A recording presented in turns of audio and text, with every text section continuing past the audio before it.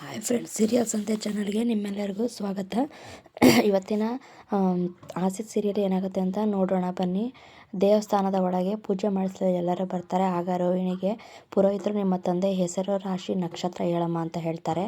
ಆಗ ಮನೋಜ್ ಹೇಳು ಅಂತ ರೋಹಿಣಿಗೆ ಹೇಳ್ತಾನೆ. ರೋಹಿಣಿ ಅದು ಅಂತ ತಡಪಡಿಸ್ತಾ ಇರ್ತಾಳೆ.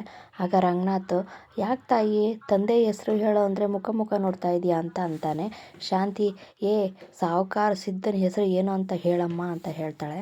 ಅದಕ್ಕೆ ರೋಹಿಣಿ ಧನ್ರಾಜ್ ಅಂತ ಹೇಳ್ತಾಳೆ. ಪುರೋಹಿತರು ರಾಶಿ ನಕ್ಷತ್ರ ಹೇಳಮ್ಮ ಅಂತ ಕೇಳ್ತಾರೆ. ರೋಹಿಣಿ ಅದು ಅಂತ ಅನ್ಕೊಂತ ಹಸ್ತ ನಕ್ಷತ್ರ ಮೇಷರಾಶಿ ಅಂತ ಹೇಳ್ತಾಳೆ. ಪುರೋಹಿತರು ಮೇಷರಾಶಿಗೆ ಹಸ್ತ ನಕ್ಷತ್ರ ಬರಲ್ವಲ್ಲಮ್ಮ ಅಂತ ಹೇಳ್ತಾರೆ. ಹೌದು, ಅದಕ್ಕೆ ಹೌದು ಅಲ್ವಾ, ಅಶ್ವಿನಿ ನಕ್ಷತ್ರ, ಭರಣಿ ನಕ್ಷತ್ರ, ಕೃತಿಕ ನಕ್ಷತ್ರ ಬರೋದು ಮೇಷರಾಶಿ ಅಂತ ಹೇಳ್ತಾಳೆ. ಅದಕ್ಕೆ ಶಾಂತಿ ಇದ್ದವಳು, ನಮ್ಮನೆ ಲೇಡಿ ಸ್ವಾಮಿಗಳು ನಮ್ಮ ಸುಮ್ಮನೆ ಇರಲ್ಲ ಅಂತ ಅಂತಾರೆ, ಎಲ್ಲ ತಪ್ಪಾಗೆ ಹೇಳೋದು ಅಂತ ಅಂತಾಳೆ ಅವಳಿಗೆ. ಪುರೋಹಿತರು ಅದಕ್ಕೆ, ಇಲ್ಲ ತಾಯಿ, ಅವರು ಹೇಳಿದ್ದು ನಿಜ ಅಂತ ಹೇಳ್ತಾರೆ. ಆಗ ರೋಹಿಣಿ ಹೌದು, ನಮ್ಮ ಅಪ್ಪಂದು ಅಶ್ವಿನಿ ನಕ್ಷತ್ರ ಅಂತಾಳೆ. ಶಾಂತಿಯಾಗ, ಪುರೋಹಿತರ ಹತ್ರ ನೀವು ಹೇಳಿದ್ದು ಕರೆಕ್ಟಾಗಿ ಮಾಡಿದರೆ ಇವ್ರ ತಂದೆ ಜೈಲಿಂದ ಹೊರಗೆ ಬರ್ತಾರೆ ಅಲ್ವಾ ಸ್ವಾಮಿಗಳೇ ಅಂತ ಕೇಳ್ತಾರೆ.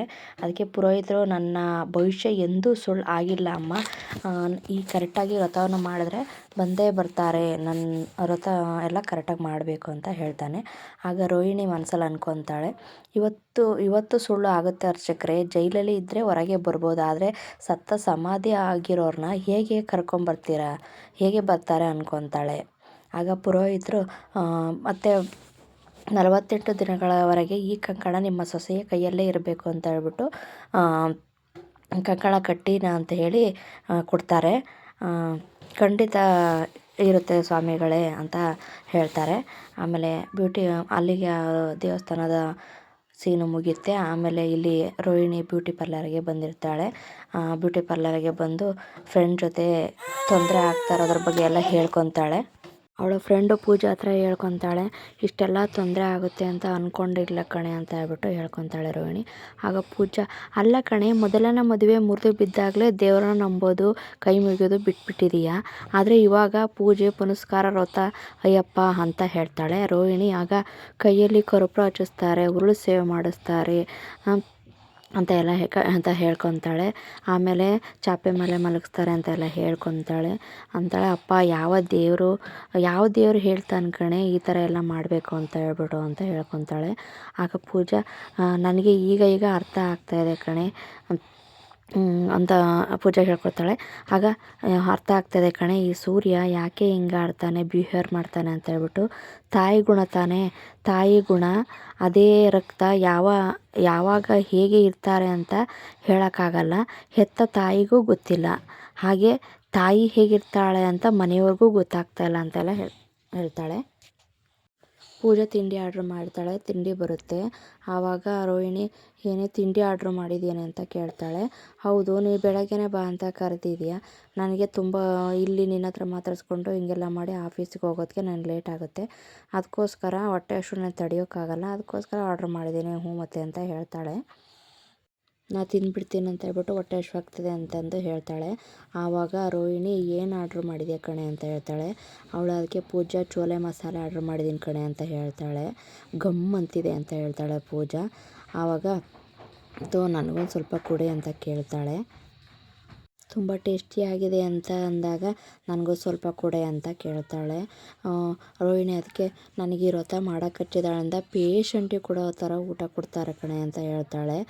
ಆದರೆ ನಿಮ್ಮ ಅಪ್ಪಂಗೋಸ್ಕರ ನೀನು ವ್ರತ ಮಾಡ್ತಾ ಇದೆಯಲ್ಲ, ಅದನ್ನು ಪಾರ್ಟ್ನರ್ಶಿಪ್ ತೊಗೊಳಕ್ಕೆ ನನಗಿಷ್ಟ ಇಲ್ಲ, ನೀನು ವ್ರತ ಮುಂದುವರಿಸು, ಹಾಗೆ ತಿನ್ನೋಕ್ಕೆ ಕೊಟ್ಟರೆ ನಾನು ನಿನಗೆ ವ್ರತ ಭಂಗ ಮಾಡ್ದಂಗೆ ಆಗುತ್ತೆ, ನಾನು ಆ ಪಾರ್ಟ್ನರ್ಶಿಪ್ ತೊಗೊಳ್ಳಲ್ಲಪ್ಪ ಅಂತ ಹೇಳ್ತಾಳೆ. ಆದರೂ ಕಣೆ ರೋಹಿಣಿ, ಸೂಪರಾಗಿದೆ ಕಣೆ ಚೋಲೆ ಮಸಾಲ ಅಂತ ಹೇಳ್ತಾಳೆ. ಸೊ ಅಲ್ಲಿಗೆ ಬ್ಯೂಟಿ ಪಾರ್ಲರ್ ಕತೆ ಮುಗಿಯುತ್ತೆ. ನೆಕ್ಸ್ಟ್ ಮನೆಗೆ ಬರ್ತಾಳೆ. ರೋಹಿಣಿ ಮನೆಯಲ್ಲಿ ಮಂಚು ಮೇಲೆ ಕೂತಿರ್ತಾಳೆ. ಆವಾಗ ಮನೋಜ್ ಬಂದುಬಿಟ್ಟು ಅಯ್ಯೋ ನೋಯ್ತಾ ಇದೆ ಎಲ್ಲ ಅಂತ ಹೇಳ್ಬಿಟ್ಟು ರೋಹಿಣಿ ಒಂಥರ ಕೈಕಾಲು ನೋವು, ಮೈ ನೋವು ಅಂತ ಹೇಳ್ತಾಳೆ. ಆವಾಗ, ನಾನು ನಿನ್ನ ಕೈಕಾಲು ಹಿಚುಕ್ತೀನಿ ಬಿಡೆ, ನಾನು ನೋವೆಲ್ಲ ಹೋಗುತ್ತೆ ಹಂಗೆ ಹಿಚುಕ್ತೀನಿ ಅಂತ ಹೇಳ್ತಾರೆ.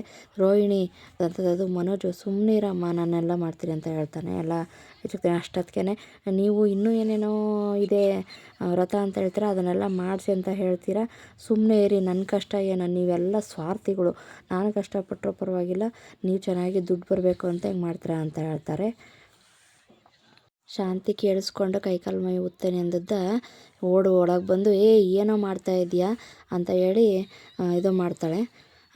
ಏನೋ ಅವಳು 48 ದಿನ ಅವಳು ಟಚ್ಚು ಮಾಡೋಂಗಿಲ್ಲ, ನೀನು ಒತ್ತೋದೇ ಇರಲಿ ಅಂತ ಬಿಟ್ಟು ಬೈತಾಳೆ. ಬೈದ್ಬಿಟ್ಟು ಅವಳು ಇರ್ತಾಳೆ. ಅಷ್ಟೊತ್ತಿಗೆ ಇಲ್ಲಿ ಶ್ರುತಿ ಮತ್ತು ರವಿ ಏನು ಆರ್ಡ್ರ್ ಮಾಡೋಣ ಆನ್ಲೈನಲ್ಲಿ ಅಂತ ಮಾತಾಡ್ಕೊತ ಬರ್ತಾ ಇರ್ತಾರೆ. ಬಂದಾಗ ಅಲ್ಲಿಗೆ ಶಾಂತಿ ಓಡಿ ಬರ್ತಾಳೆ. ಆವಾಗ ಶಾಂತಿ ರೋಹಿಣಿ ಮನೋಜ್ ಬಂದ್ಬಿಟ್ಟು ನನಗೂ ಏನು ಆರ್ಡ್ರ್ ಮಾಡಂತೆ ಅವ್ರು ಮಾತಾಡ್ಕೊ ಅಂತ ಆರ್ಡ್ರ್ ಮಾಡ್ಕೊತಾ ಇರ್ತಾರೆ ರವಿ ಮತ್ತು ಶ್ರುತಿ. ಆಗ ಮನೋಜ್ ಬಂದ್ಬಿಟ್ಟು ನನಗೂ ಏನಾರು ಒಂದು ಆರ್ಡ್ರ್ ಮಾಡೋ ಅಂತ ಕೇಳ್ತಾನೆ.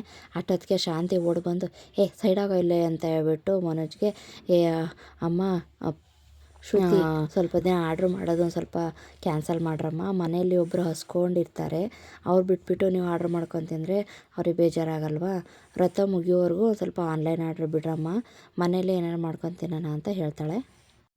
ಏನತ್ತೆ ನೀವು ದೇವರು ಏನಾದ್ರು ಇದು ತಿನ್ನಬೇಡ, ಇದು ಮಾಡಬೇಡ, ಇದು ಬಿಡ್ಬೇಡ ಅಂತ ಹೇಳುತ್ತಾ ಅಂತೇಳಿ ಶಾಂತಿಗೆ ಹೇಳ್ತಾಳೆ ಶ್ರುತಿ. ಆವಾಗ ಅಷ್ಟೊತ್ತಿಗೆ ಮೀನಾ ಬಂದ್ಬಿಟ್ಟು ದೇವ್ರ ಹೆಸರಲ್ಲಿ ನಾವು ಏನು ಹೇಳ್ಕೊತೀವೋ ಅದನ್ನು ಮಾಡಬೇಕಮ್ಮ, ಹಾಗೆಲ್ಲ ನಾವು ಹೇಳ್ಕೊಂಡ್ಮೇಲೆ ಮಾಡೋದನ್ನ ಬಿಡಬಾರ್ದು ಅಂತೆಲ್ಲ ಹೇಳ್ತಾಳೆ. ಕರೆಕ್ಟಿಗೆ ಶ್ರುತಿ ಬಿಡು, ಅದಕ್ಕೆ ಹೇಳಿದ್ಮೇಲೆ ಮುಗೀತು, ನಿಮಗೆ ಅದಕ್ಕೆ ಅವಳು ಹೇಳ್ತಾಳೆ ಮೀನಾ, ನಿನಗೇನು ಬೇಕು ಹೇಳು ನಾನೇ ಮಾಡಿಕೊಡ್ತೀನಿ ಅಂತ ಹೇಳ್ಬಿಟ್ಟು. ಆಗ ಕರೆಕ್ಟು ಶ್ರುತಿ ಅದಕ್ಕೆ ಹೋಟೆಲ್ಗಂತ ಚೆನ್ನಾಗಿ ಅಡುಗೆ ಮಾಡ್ತಾರೆ, ಏನು ಬೇಕು ಅಂತೇಳಿ ಮಾಡಿಕೊಡ್ತಾರೆ ಅಂತ ಹೇಳ್ತಾಳೆ. ಆಗ ಶ್ರುತಿ ನನಗೋಸ್ಕರ ಏನೂ ಬೇಡ, ನೀವೇನು ಮಾಡ್ತೀರೋ ಅದನ್ನು ತಿಂತೀವಿ ಅಂತೇಳಿ ಶ್ರುತಿ ಹೇಳ್ತಾಳೆ. ಶಾಂತಿ ಆಗ ಶ್ರುತಿಗೆ ನನ್ನ ಬಂಗಾರ ಕಣಮ್ಮ, ನೀನು ಅತ್ತೆ ಮಾತನ್ನ ಮೀರೋದಿಲ್ಲ ಸೊಸೆ ಅಂತ ಹೇಳ್ತಾಳೆ. ಆಗ ಶ್ರುತಿ ಇದ್ದವಳು ಇಲ್ಲ ಹಾಗೇನಿಲ್ಲ ಅತ್ತೆ, ನಾನು ಮೀನವ್ರ ಮಾತಿಗೆ ಎದುರು ಮಾತಾಡೋಕ್ಕಾಗಲ್ಲ ಅದಕ್ಕೋಸ್ಕರ ಅಂತಾಳೆ. ಅವಳೊಂಥರ ನಿಂತ್ಕೊತಾಳೆ. ರಂಗನಾಥ್ ಮತ್ತು ಸೂರ್ಯ ಬರ್ತಾರೆ. ಏನು ಫುಲ್ಲು ಕಾನ್ಫರೆನ್ಸ್ ನಡೀತಾ ಇದೆ ಅಂತ ಹೇಳ್ತಾರೆ. ಏನೂ ಇಲ್ಲ, ಹಂಗೆ ಸುಮ್ಮನೆ ಮಾತಾಡ್ತಾಯಿದ್ವಿ ಅಂತ ಹೇಳಿ ಮೀನಾ ಹೇಳ್ತಾಳೆ. ಆವಾಗ ಮಾತುಕತೆ ನಡೆಯುತ್ತೆ. ಆಮೇಲೆ ಹೀಗೆ ಮಾತಾಡ್ತಾ ಇರ್ತಿರೋ ರೋಹಿಣಿಗೆ ಏನಾರೇ ಊಟಕ್ಕೆ ಮಾಡಾಕ್ತೀರಾ ಅಂತ ಕೇಳ್ತಾಳೆ. ಆಗ ಮೀನಾ ಏನಾರೇ ಒಂದು ಒಳ್ಳೆ ಅಡುಗೆ ಮಾಡೋಕ್ಕು ಅಂತ ಹೇಳ್ಬಿಟ್ಟು ಶಾಂತಿ ಮೀನಂಗೆ ಹೇಳ್ತಾಳೆ, ರೋಹಿಣಿಗೆ ಮಾಡೋಕ್ಕು ಅಂತ ಹೇಳ್ಬಿಟ್ಟು ಮೀನಂಗೆ ಹೇಳ್ತಾಳೆ. ಆಗ ಸೂರ್ಯ ಇದ್ದನು ಏನು ಹಾಗೆಲ್ಲ ಮಾಡೋಂಗಿಲ್ಲ, ಅವರು ಅಪ್ಪ ಜೈಲಿಂದ ಬರೋದು ನಿಮಗೆ ಇಷ್ಟ ಆಯ್ತಾ ಇಲ್ಲ ಸಕ್ಕರೆ, ಏನು ಹಿಂಗೆ ಹೇಳ್ತಿದ್ದೀರಾ, ಎಲ್ಲ ಸ್ವಾಮೀಜಿಗಳು ಹೇಳಿಲ್ವಾ ಅವರೇ ಅಡುಗೆ ಮಾಡ್ಕೋಬೇಕು, ಅವರೇ ಕ್ಲೀನ್ ಮಾಡ್ಕೋಬೇಕು, ಅವರೇ ಇಲ್ಲ ಅಂತೇಳ್ಬಿಟ್ಟು ನೀವು ಮತ್ತೆ ಮೀನಂಗೆ ಹೇಳ್ತಾ ಇದ್ದೀರಾ ಮಾಡ್ಕೊಡೋಕ್ಕೆ ಅಂತ ಹೇಳ್ತಾರೆ. ಹೌದಲ್ವಾ ಅಂತ ಹೇಳ್ಬಿಟ್ಟು, ಬರೋದು ಇಷ್ಟ ಇಲ್ವಾ ನಿನಗೆ ಸಕ್ಕರೆ ಅಂತ ಕೇಳ್ತಾನೆ. ಹೌದಲ್ವಾ ನಾನೇ ಮಾಡ್ಕೊತೀನಿ ಅಂತ ಹೇಳ್ಬಿಟ್ಟು, ಮೊಸರನ್ನ ತಿನ್ನಮ್ಮ ಚೆನ್ನಾಗಿ ಅಂತ ಹೇಳ್ಬಿಟ್ಟು ಹೇಳ್ತಾಳೆ. ಮೊಸರನ್ನ ಅತ್ತೆ ನನಗೆ ಹೋಗಲ್ಲ ಅಂತ ಹೇಳ್ಬಿಟ್ಟು ರೋಹಿಣಿ ಹೇಳ್ತಾಳೆ. ಆಗ ಗೊಜ್ಜು ಅವಲಕ್ಕಿ ಮಾಡೋಣ ಬಾ ಅಂತ ಹೇಳ್ಬಿಟ್ಟು ಅವಲಕ್ಕಿ ಮಾಡ್ಕೊತೀರಂತ ಅಡುಗೆ ಮನೆಗೆ ಕರ್ಕೊಂಡು ಹೋಗ್ತಾಳೆ. ನಾನು ಅಡುಗೆ ಮಾಡಬೇಕಾ ಅಂತ ಹೇಳ್ತಾಳೆ ರೋಹಿಣಿ. ಆಗ ಅಯ್ಯೋ ಉಪ್ಪು ಹಾಕಲ್ಲ, ಏನು ಹಾಕಲ್ಲ, ಟೊಮೆಟೊ ಹಾಕಲ್ಲ, ಈರುಳ್ಳಿ ಹಾಕಲ್ಲ, ಎಲ್ಲದನ್ನೂ ತೊಗೊತಾಳೆ. ಎಲ್ಲದನ್ನೂ ವಾಪಸ್ ಇಡಿಸ್ಬಿಟ್ಟು ಅವಳು ಬಾಣಲೆ ಎಲ್ಲ ತೊಳ್ಕೊಂಬಿಟ್ಟು ಅವಲಕ್ಕಿ ಮಾಡು ಅಂತ ಹೇಳ್ಬಿಟ್ಟು ಅವಲಕ್ಕಿ ಬರೀ ಒಂದು ಮೆಣ್ಸಿನ್ಕಾಯಿ ಅದನ್ನೆಲ್ಲ ಹಾಕಿಬಿಟ್ಟು ಅವಲಕ್ಕಿ ಮಾಡಿಸ್ಕೊಂಡು ಕೊಡ್ತಾಳೆ. ಅವಳು ಬೇಕು ಬೇಡ ಅಂತ ತಿನ್ನೋಕಸ್ತಾಳೆ. ಇಲ್ಲಿ ರಂಗನಾಥ್ ಮತ್ತು ಮೀನಾ ಮತ್ತು ಸೂರ್ಯ ಕೂತಿರ್ತಾರೆ. ಪಾಪ ಮಾವ ಅವರು ಸ್ವಲ್ಪ ಹೇಳಿ ನಾನು ಅತ್ತೆಗೆ ನಾನು ಮಾಡಿಕೊಡ್ತೀನಿ ಅವಲಕ್ಕಿನ ಅಂತ ಹೇಳ್ತಾಳೆ ಮೀನಾ. ಅದಕ್ಕೆ ಸುಮ್ಮನಿರಮ್ಮ, ಒಲೆ ಮುಂದೆ ಬೇಯೋದೇನಂತ ಅವ್ರಿಗೂ ಅರ್ಥ ಆಗಲಿ, ಅವರು ತಿಳ್ಕೊಳ್ಳಿ, ನೀನು ಆರಾಮಾಗಿರು, ರೆಸ್ಟಾಗಿ ಅಂತ ಎಲ್ಲ ಹೇಳ್ತಾನೆ ರಂಗನಾಥ್. ಸರಿ ಅಂತ ಹೇಳ್ಬಿಟ್ಟು ಸುಮ್ಮನಾಗ್ತಾಳೆ. ಇಲ್ಲಿಗೆ ಇವತ್ತಿನ ಸಂಚಿಕೆ ಮುಗಿಯುತ್ತೆ. Thank you for watching. Like ಮಾಡಿ, ಶೇರ್ ಮಾಡಿ, ಹಾಗೆ ನಮ್ಮ ಚಾನಲ್ನ ಸಬ್ಸ್ಕ್ರೈಬ್ ಮಾಡಿ, ಸಪೋರ್ಟ್ ಮಾಡಿ.